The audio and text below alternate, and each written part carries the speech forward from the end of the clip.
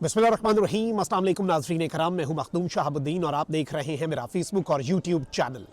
उम्मीद करता हूं आप सब लोग बखैर वाफियत होंगे और जहां भी होंगे अपने अहले खाना समेत खुश भी होंगे और महफूज भी। इय्याका नअबुदु व इय्याका नस्तईन, ऐ अल्लाह हम तेरी इबादत करते हैं और तुझसे ही मदद मांगते हैं। आज 6 अप्रैल 2025 इतवार का दिन है और अब बाज़ाब्ता तौर पर तस्दीक हो चुकी है पाकिस्तान की मिलिट्री इस्टेब्लिशमेंट और DGISI की जानिब से अडियाला जेल के कैदी नंबर 804 इमरान खान के साथ बराह रास्त राबता। अडियाला जेल के अंदर कुछ अहम तरीन खुफिया मुलाकातें हुई हैं और ये मुलाकातें DGISI से जो होने वाली पिछले कुछ हफ्तों के अंदर इंपॉर्टेंट मीटिंग्स हैं उनके नतीजे में करवाई गई। अडियाला जेल के दरवाजे रात की तारीकी में खोले गए और कुछ तवील मुशावरतें और मुलाकातें हुई जिनमें इमरान खान साहब के सामने कुछ ऑफर्स रखी गई और कुछ रिक्वायरमेंट्स रखी गई। एस्टैब्लिशमेंट के सरप्राइज आना शुरू हो चुके हैं और GHQ के कासिद ने भी इसकी तस्दीक कर दी है। ये कुछ बहुत बड़ी अपडेट्स हैं जो पाकिस्तान के पूरे पॉलिटिकल लैंडस्केप को तब्दील कर सकती हैं और ये वो डेवलपमेंट्स हैं जो इस हुकूमत के लिए कम अज कम परेशान कुन हैं। क्योंकि एक चीज याद रखिएगा कि ये जो मौजूदा निज़ाम है जिसमें आले शरीफ और आले जरदारी इस मुल्क के ऊपर मुसल्लत हैं, इस मुल्क के ऊपर उनका तसल्लुत है अवाम की मर्जी और मंशा के बगैर और अवाम के वोट पर डाका डालकर ये लोग इक़्तिदार में आए। इनका इक़्तिदार एक ही चीज़ के ऊपर टिका हुआ है और वो है एस्टैब्लिशमेंट और खान की लड़ाई। इनकी कुल सियासी वक़्त और कुल सियासी औकात यही है। तो अब एस्टैब्लिशमेंट के करीबी लोग जो हैं उन्होंने आले शरीफ और आले जरदारी पर भी ताबड़तोड़ हमले शुरू कर दिए हैं। क्या ये भी बदले हुए मिजाज और बदली हुई हवाओं की जानिब एक इशारा है? इसे हमने एनालाइज करना है। नाज़रीन कराम, पिछले कुछ अरसे के अंदर इमरान खान साहब से मुलाकातें जो हैं वो कंट्रोल्ड हो चुकी हैं और सिर्फ वही मुलाकातें करवाई जा रही हैं जो गालिबन इस निज़ाम को सूट करती हैं और इस निज़ाम के लिए फेवरेबल हैं। वो किस तरह से अलीमा खान या खान साहब की फैमिली और उनके जो सियासी रुफ़क़ा हैं उनके साथ तो मुलाकातें हो नहीं रहीं। इस्लामाबाद हाई कोर्ट के 3 रुकनी लार्जर बेंच के अहकामात की भी धज्जियाँ उड़ा दी जाती हैं जब मुलाकात नहीं करवानी होती। उसके मुताबिक मंगल और जुमेरात को मुलाकात होनी ज़रूरी है। कभी मंगल वाली मुलाकात नहीं करवाई जाती तो कभी जुमेरात वाली। लेकिन फिर हम ये भी देखते हैं कि मंगल के दिन आज़म सवाती को इजाज़त मिल जाती है, बाकी किसी को इजाज़त नहीं मिलती। और जुमेरात वाली जो मुलाकात है उससे पहले ही बुध के दिन अडियाला जेल के दरवाजे जो हैं वो खोल दिए जाते हैं। और जब अडियाला जेल के दरवाजे खुलते हैं तो बैरिस्टर सैफ और अली अमीन गड्डापुर खान साहब से इंपॉर्टेंट मुलाकात करते हैं और जाहिर बात है कि उस मुलाकात के बाद भी बहुत सी बातें हुई कि एस्टैब्लिशमेंट के साथ मुज़ाकरात हो रहे हैं। अब यहाँ पर एक और चीज़ बड़ी इंपॉर्टेंट है। पिछले कुछ दिनों में कुछ ओवरसीज़ पाकिस्तानीज़ को अमेरिका में बहुत इन्फ्लुएंशियल पाकिस्तानीज़ को खुसूसी तौर पर पाकिस्तान बुलाया गया और वो 24 घंटे पाकिस्तान में रहे। उनकी उस मुलाकात के हवाले से ये डिटेल्स तो हम तक पहुंची कि जी वो DGISI से भी मिले हैं। एक 2 स्टार जर्नैल से उनकी 4-5 घंटे की मुलाकात हुई। फिर DGI जो हैं उनके साथ उनकी मुलाकात 2 से 3 घंटे तक जारी रही और इस इंपॉर्टेंट मीटिंग के अंदर कुछ चीज़ें सामने रखी गई और जो ओवरसीज़ पाकिस्तानीज़ पाकिस्तान आए और इस मुलाकात के बाद जब वो वापस गए तो उन्होंने इस हवाले से कहा कि जी अगले 3-4 हफ्ते के अंदर चीज़ें आपको ठीक होती हुई नजर आएंगी और कुछ CBMs भी होंगे, जारी बात है कॉन्फिडेंस बिल्डिंग मेजर्स भी।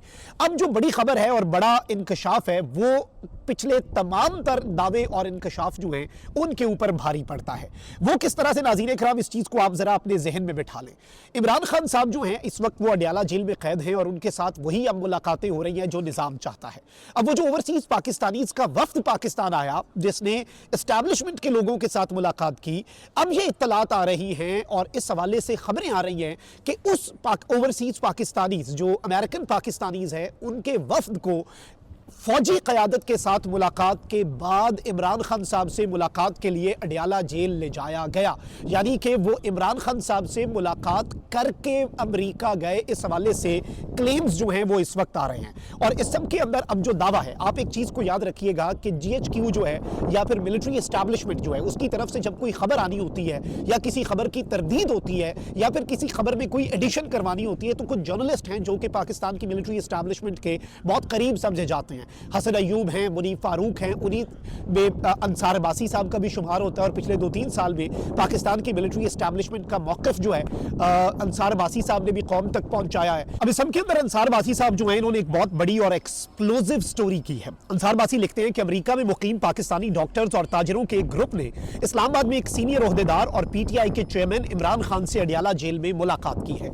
यह खबर बहुत तहलका खेज है कि इमरान खान साहब के साथ मुलाकात को फैसिलिटेट किया गया जो ओवरसीज पाकिस्तानीज अमेरिका से आए, जिनमें डॉक्टर्स और ताजर एक शामिल थे, उन्होंने पहले सीनियर ओहदेदार, जिससे इनकी मुराद जारी बात है मिलिट्री एस्टैब्लिशमेंट की टॉप लीडरशिप है, ये कहते हैं कि उनके साथ मुलाकात करने के बाद इन्होंने इमरान खान साहब के साथ अडियाला जेल में भी मुलाकात की। कहते हैं कि ये रवाबित पीटीआई और इसके हमदर्दों की इमरान खान के लिए कुछ रिलीफ हासिल करने की कोशिशों का हिस्सा है। बैक चैनल की ये कोशिशें उन पसे पर्दा मुज़ाकरात से अलग हैं जो पीटीआई और मुतलका हल्कों के दरमियान हुई थी। यानी ये जो कोशिशें हैं ये उन बैकडोर रवाबित से डिफरेंट है। यानी ओवरसीज पाकिस्तानी जो हैं वो अब इस सब के अंदर अपना किरदार अदा कर रहे हैं। और अब इन्होंने ये खबर दी है अंसार बासी साहब ने कि बाखबर जराए ये बता रहे हैं कि अमेरिका से जो वफद आया उसकी मुलाकात को इमरान खान साहब के साथ फैसिलिटेट किया गया। और अडियाला जेल में ओवरसीज पाकिस्तानी अगर आते हैं और उनकी मुलाकात करवाई जाती है तो क्या आपको लगता है कि ये मुलाकात एस्टैब्लिशमेंट की मर्जी और मंशा के बगैर हो सकती है, जब वो इनवाइटेड ही एस्टैब्लिशमेंट की तरफ से थे और उन्हें बुलाया भी एस्टैब्लिशमेंट ने, उनके साथ मुलाकात भी की। उनमें से एक शख्स का नाम तो ईसीएल में था जो रातों रात निकाला गया, फिर उनके सामने कुछ चीजें रखी गई। और अब इमरान खान साहब के सामने मुतालबात क्या है मैं ये भी बताता हूं। सबसे पहले तो मैं आपको ये बताता हूं कि अंसार बासी साहब लिखते हैं कि अगरचे तवक्को है कि पीटीआई और एस्टैब्लिशमेंट के दरमियान बैक चैनल मुज़ाकरात दोबारा शुरू हो सकते हैं, लेकिन ताहाल किसी कोशिश में पेशरफ नहीं हुई। पीटीआई के कुछ रहनुमा जो माजी में एस्टैब्लिशमेंट के साथ बातचीत करते रहे हैं, बैक चैनल मुज़ाकरात की बहाली की कोशिश कर रहे हैं। मिलिट्री एस्टैब्लिशमेंट मुसलसल इस बात पर इसरार कर रही है कि वो सियासतदानों और सियासी जमातों से बात नहीं करेगी और ये सियासी जमातों का काम है कि वो आपस में सियासत और इससे जुड़े उमूर पर बातचीत करें। ताहम पीटीआई के कुछ रहनुमाओं ने बैक चैनल मुज़ाकरात के हवाले से बात की है।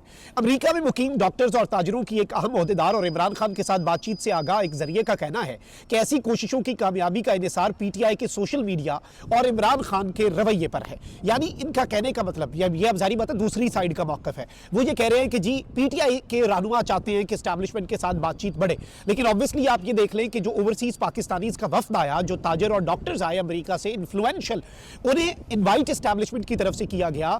उनकी तमाम तर चीज़ों का यहाँ पर इंतजाम एस्टैब्लिशमेंट की तरफ से हुआ, उनकी मुलाकातें एस्टैब्लिशमेंट के साथ हुई और फिर अब जो दावा आया है ये बहुत बड़ा है, क्योंकि इससे पहले ये खबर नहीं आई थी कि जी वो वफद इमरान खान साहब से मिला है और अडियाला के दरवाजे जो हैं वो भी रात को खुले हैं।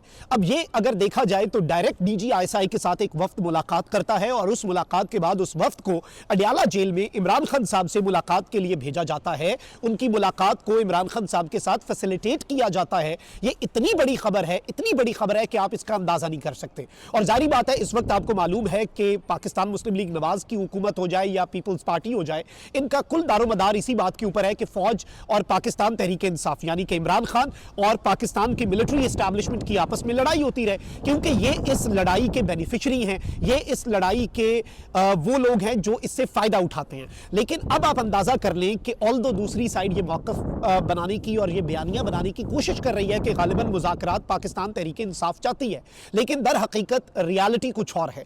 मुज़ाकरात इमरान खान साहब के साथ इस वक्त जो चीज़ समझ आ रही है, आप देखें कि अडियाला में कंट्रोल्ड मुलाकातें किसकी मर्जी से हो रही हैं, कुछ मुलाकातें फैसिलिटेट किसकी मर्जी से की जा रही हैं, कुछ मुलाकातें नहीं होने दी जा रही तो किसकी मर्जी से नहीं होने दी जा रही।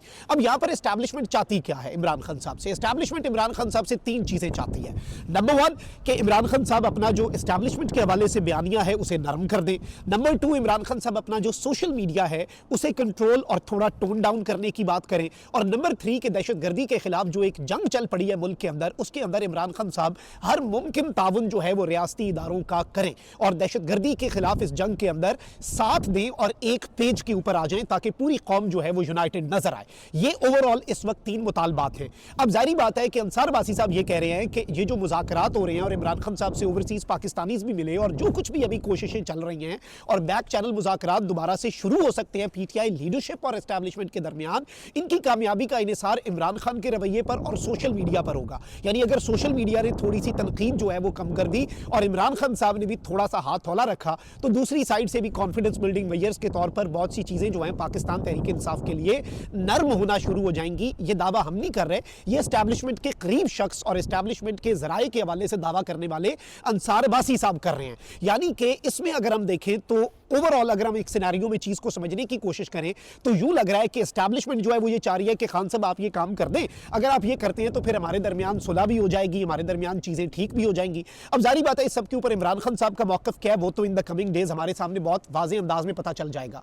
लेकिन यहां पर दो तीन चीजों को आप समझें, दो तीन चीजें जो हैं वो इस वक्त बहुत इंपॉर्टेंट हो चुकी है। सबसे इंपॉर्टेंट तो यह है कि इस वक्त फौज के करीब समझे जाने वाले फैसल बाडा साहब, आपको पता है आजाद सेनेटर हैं, मोहसिन नकवी, फैसल बाडा, ये एक ही कबीले के और एक ही पार्टी के आजाद सेनेटर्स हैं ना। तो फैसल बाडा साहब जो है उन्होंने भी अब नून लीग पर हमले शुरू कर दिए हैं। अब ये भी एक बड़ी मुनफरिद से डेवलपमेंट है।